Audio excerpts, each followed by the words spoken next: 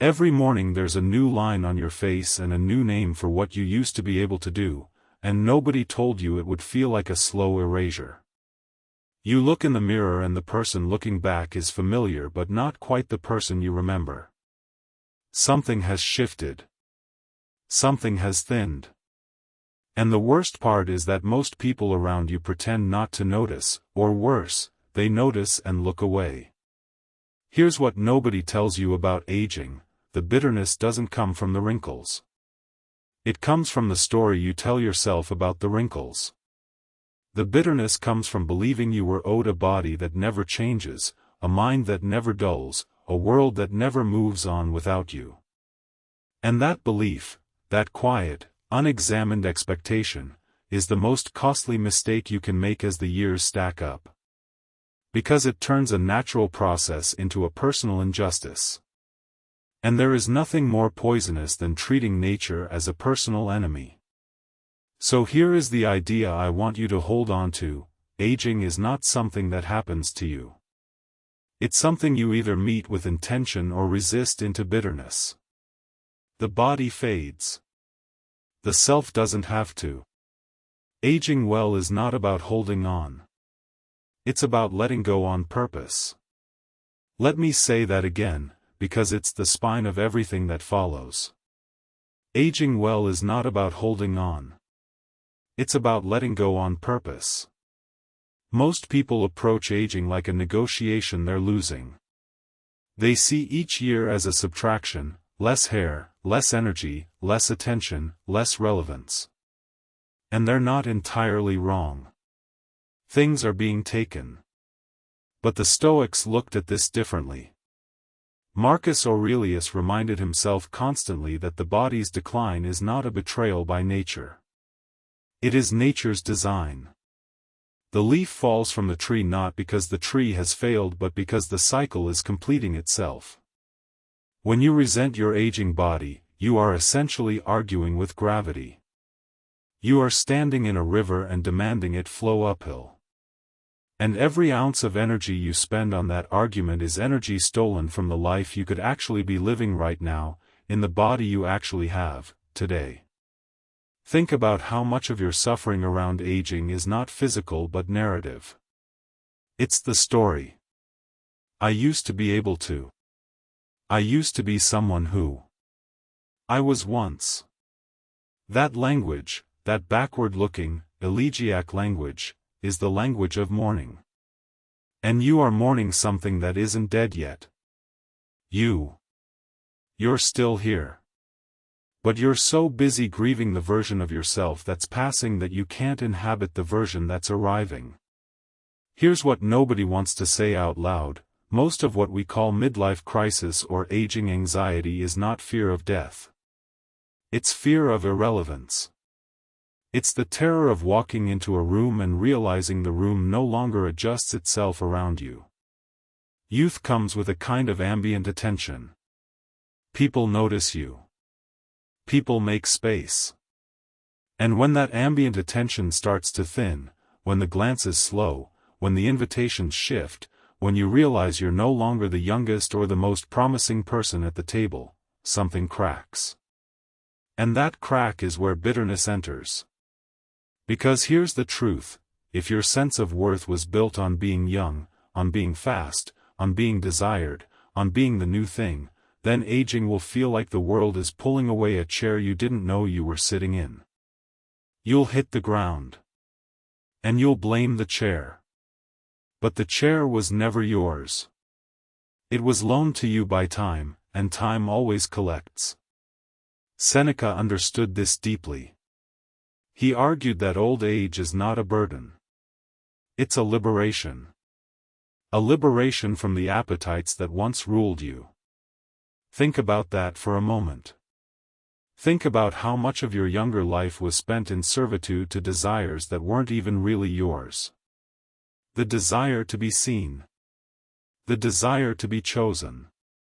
The desire to prove yourself, to accumulate, to compete, to win the silent contests that everyone around you was also running. Seneca looked at all of that and said, "That's not freedom. That's a prison." with nice lighting. Old age, in the Stoic view, is the moment the prison doors open. Not because you're dying, but because the appetites that kept you locked in are finally quieting.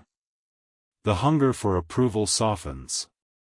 The need to be the most impressive person in the room fades.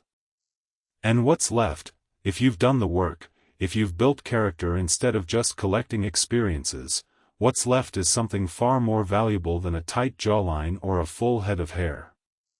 What's left is judgment. Wisdom. The ability to see clearly because you're no longer looking through the fog of ambition and appetite. But here's the catch. Most people don't experience old age that way. Most people experience it as loss and only loss. And the reason is simple. They never built anything underneath the surface. They spent their youth pouring all their resources into the visible, the body, the career, the image, the reputation, and they neglected the invisible. The character. The inner fortress. So when the visible starts to erode, there's nothing underneath to catch them. They collapse inward. They become bitter. They become the person at the dinner table who talks only about what used to be. Who complains about the young. Who resents the world for moving forward. And slowly, without meaning to, they make themselves invisible. Not because the world stopped seeing them, but because they stopped being someone worth seeing. Let's be honest about something. The cultural lie that youth equals value is everywhere. It's in every advertisement, every movie, every social media feed. The message is relentless: your best years are behind you the moment you cross a certain threshold. And the culture doesn't just say this. It enforces it. It rewards youth with visibility and punishes age with erasure. So if you're feeling invisible, you're not imagining it. The world really is looking past you more than it used to. But here's what the Stoics would say: so what? Since when did your value depend on being seen? Since when did your worth as a human being depend on the algorithm of other people's attention? That was never the measure. That was a trap. The Stoic counterargument is sharp and clear: character deepens precisely as the body fades. The two are not in competition. They're in inverse proportion. As the body weakens, the soul, if you've been cultivating it, grows stronger, clearer, more rooted. The body is the part of you that belongs to time. The character is the part of you that belongs to you. And the tragedy of most people's aging is that they spend all their energy fighting for the part they can't keep, and neglecting the part they can. Now let me give you something concrete. Because this isn't about abstract philosophy. This is about what you do tomorrow morning. Narrowing of distractions. When you're young, the world is wide. Everything is possible. Every door is open. Every person is a potential friend or lover or rival. The horizon stretches in every direction. And that's beautiful. But it's also exhausting. Because you're constantly drawn outward. Constantly chasing. Constantly comparing. As you age, the horizon narrows. Doors close. Possibilities thin. Friends pass away or drift. The body sets limits. And the culture starts looking elsewhere. And this narrowing, if you meet it with intention, is not a tragedy. It's a focusing. It's the world finally becoming small enough for you to actually inhabit it. Fully. Without the constant distraction of everything you could be or could have been. You stop being everything and you start being something. That's not loss. That's arrival. But you have to choose it. You have to choose to see it that way. Because the same narrowing, met with resistance, becomes claustrophobia. Met with acceptance, it becomes depth. Here's what nobody tells you about the later years. They are the years when you finally have the chance to stop performing.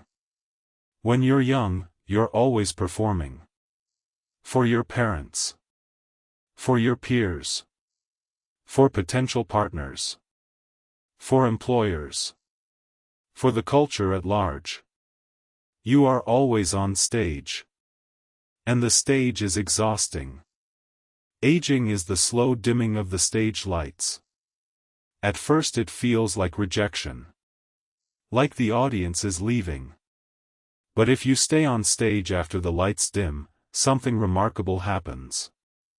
You realize you never needed the audience. You realize the performance was never the point. The point was always the thing underneath the performance, the actual you, the one who was there before the lights came on, the one who will be there after they go off. And that you, the unperformed you, is the only one worth aging into. Let me bring this back to something practical. Seneca urged people not to wait until the very end of life to pursue what matters. He said, if your current pursuits, the career, the status, the accumulation, are not serving your deepest values, withdraw from them now. Not at 65. Not at 70. Now. Because here's what happens if you don't. You reach the later years and you realize you spent your entire life building a structure that has no foundation. You built a career but you didn't build a self.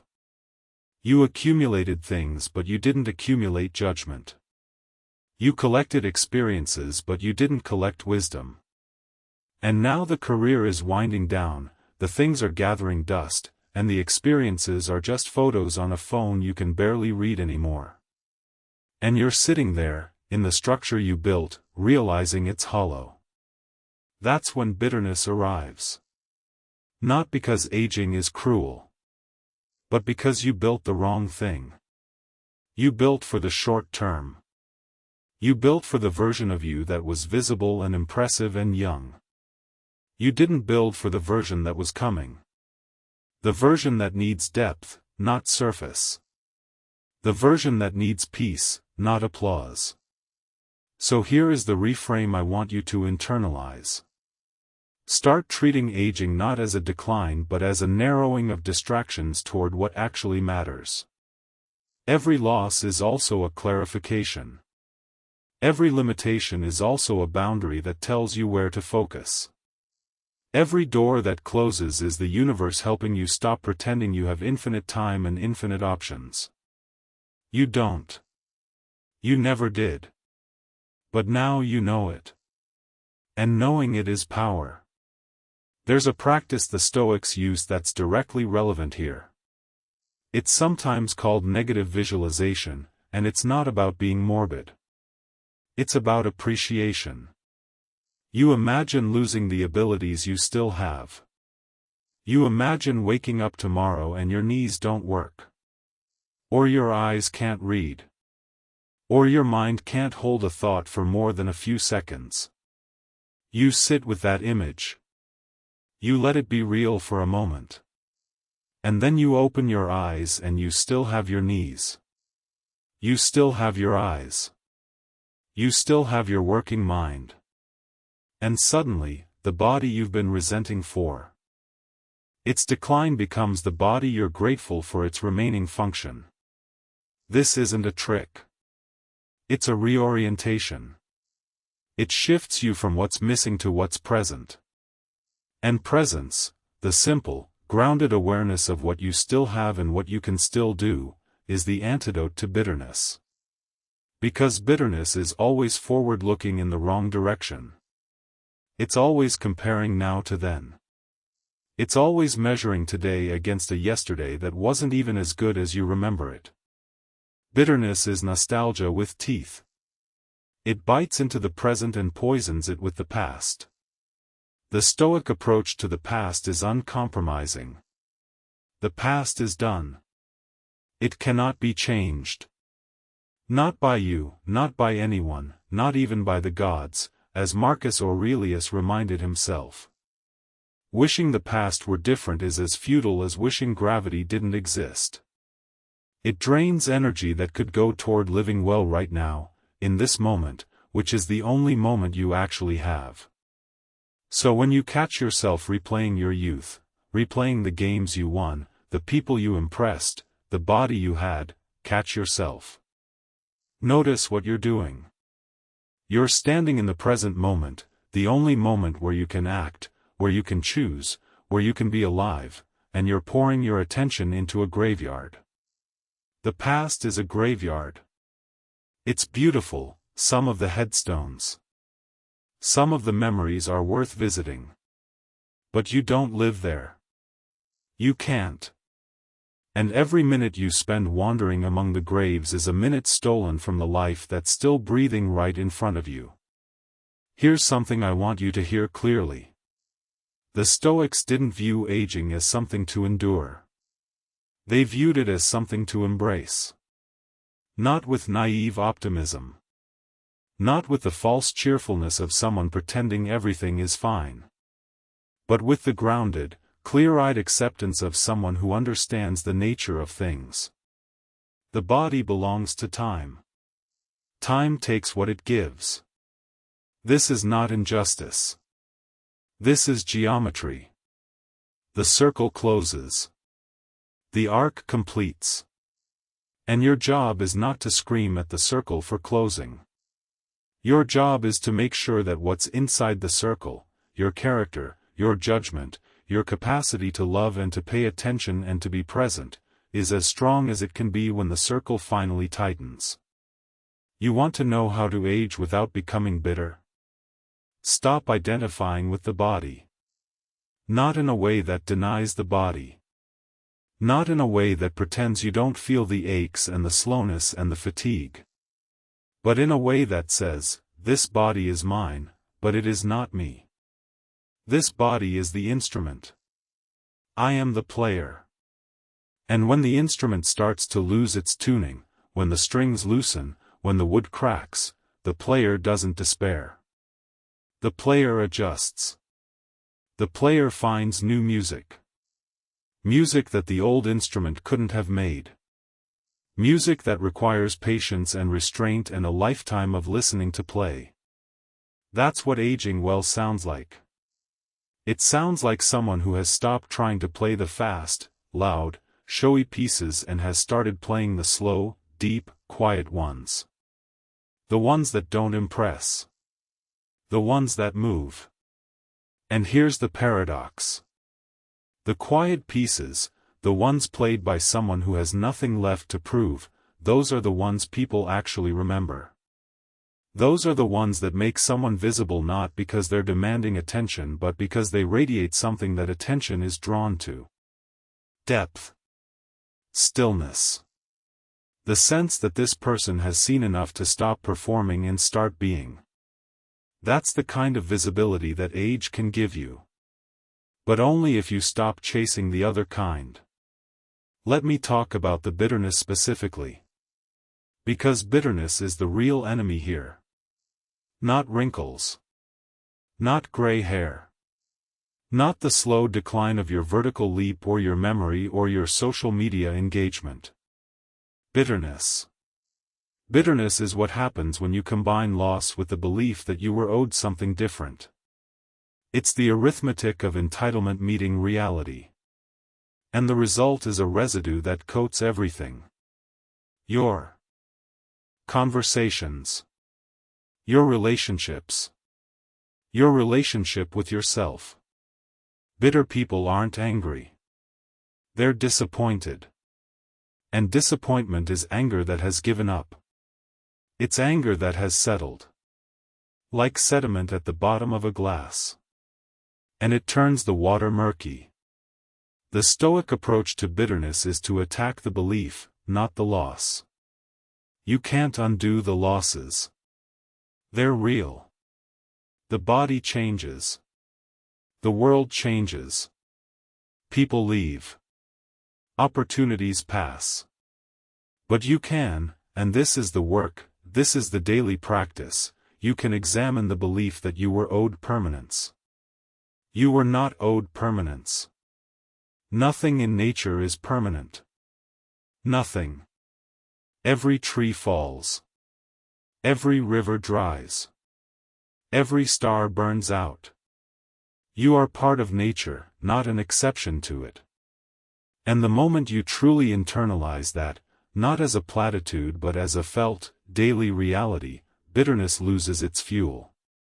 Because bitterness needs the gap between expectation and reality. Close the gap. Align your expectations with the nature of things. And the bitterness evaporates. Not the sadness. Sadness is appropriate. Grief is appropriate. You should feel the losses. You should acknowledge them. The Stoics weren't advocating emotional suppression. They were advocating emotional honesty. Feel the loss. Name it. And then turn back to the present. Turn back to what remains. Turn back to the work of living. Because here's what's happening right now, in this moment, as you listen to this. Your body is aging. Your options are narrowing. Your time is finite and getting more so. And you have a choice. You always have the choice. You can spend this moment mourning what's passing, or you can spend it inhabiting what's present.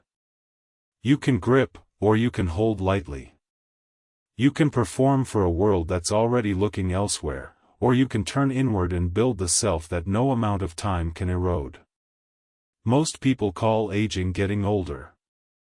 The Stoics would call it an opportunity to finally become who you are. Without the noise. Without the audience. Without the pressure. Just you, and the choice, and whatever time remains. And that's not a tragedy. That's a gift. One most people are too bitter to open. So open it. Start now. Not when you feel ready.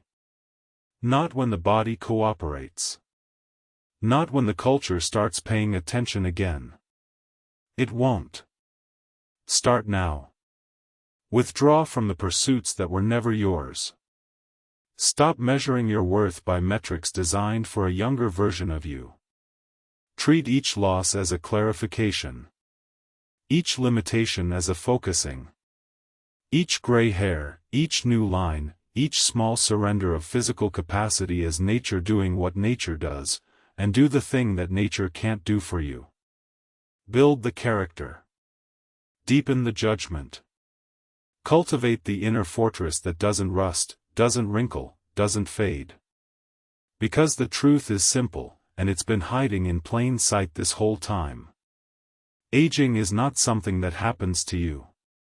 It's something you either meet with intention or resist into bitterness. The body fades. The self doesn't have to. Aging well is not about holding on. It's about letting go on purpose.